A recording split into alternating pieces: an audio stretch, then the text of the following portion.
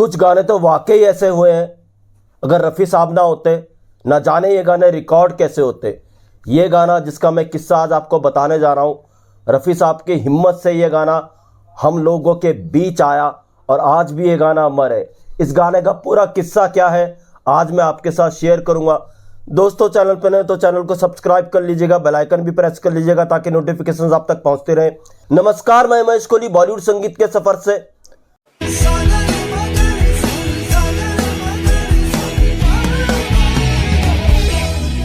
दोस्तों, मैं जिस गाने का आज किस्सा आपको बताने जा रहा हूं, ये पिक्चराइज हुआ था धर्मेंद्र साहब पे। धर्मेंद्र साहब के लिए रफ़ी साहब ने एक से एक नायाब गाने दिए। धर्मेंद्र साहब की जो इमेज बनी जट यमला वाली, वो रफ़ी साहब के गाने के कारण ही बनी। मैं जट यमला पगला। और धर्मेंद्र साहब कभी इस बात को भूलते नहीं। हर बार वो ये बात कहते हैं, अगर ये गाना हमें ना मिलता तो हम इतनी फिल्म्स कैसे बना पाते। रफ़ी साहब वो चीज़ दे गए जो हमारे लिए कमाल की है। धर्मेंद्र साहब के लिए हर तरीके के गाने रफ़ी साहब ने दिए, चाहे वो सैड सॉन्ग हो, चाहे वो गाना रोमांटिक हो। एक रोमांटिक गाना तो धर्मेंद्र साहब को रफ़ी साहब ने ऐसा दे दिया, कभी भुलाए नहीं भुलाया जा सकता। और भी कई ऐसे गाने दिए धर्मेंद्र साहब के लिए रफ़ी साहब ने जो अपने आप में नायाब गाने थे। यहां तक कि रफ़ी साहब का जो आखिरी गाना था वो भी धर्मेंद्र साहब की फिल्म के लिए ही रफ़ी साहब ने रिकॉर्ड किया था। तेरे आने की। मगर यहाँ जो किस्सा आपको मैं बताने जा रहा हूं, ये गाना धर्मेंद्र साहब के लिए खास से भी खास है। इस गाने को रिकॉर्ड करने के लिए जब रफ़ी साहब स्टूडियो पहुंचे तो इस म्यूजिक डायरेक्टर ने देखा। म्यूजिक डायरेक्टर ने रफ़ी साहब को कहा, इस गाने की रिकॉर्डिंग रहने दीजिए, बाद में इस गाने को रिकॉर्ड कर लेंगे। तो ऐसा क्या हो गया था, रफ़ी साहब जैसी रिकॉर्डिंग स्टूडियो पहुंचे, म्यूजिक डायरेक्टर ने देखा रफ़ी साहब को तो 102 डिग्री बुखार है।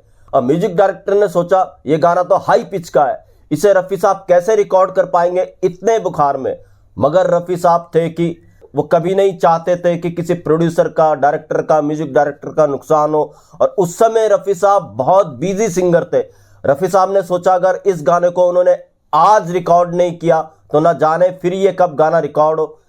रफ़ी साहब ने संगीतकार का हौसला बढ़ाया उल्टा, जबकि बुखार रफ़ी साहब को था। रफ़ी साहब ने कहा, आप चिंता मत कीजिए, मैं इस गाने को आराम से रिकॉर्ड कर लूंगा, आप इस गाने को समझाइए। संगीतकार ने रफ़ी साहब को गाना बताया। रफ़ी साहब ने इस गाने की बखूबी रिहर्सल दी। रिहर्सल के बाद जिस तरीके से रिकॉर्ड करा, नायाब रिजल्ट इस गाने का रफ़ी साहब ने दिया। जी हाँ, धर्मेंद्र साहब के लिए गाना इसलिए खास था क्योंकि धर्मेंद्र साहब पे जो पहला गाना पिक्चराइज हुआ था रफ़ी साहब का, वो यही गाना था।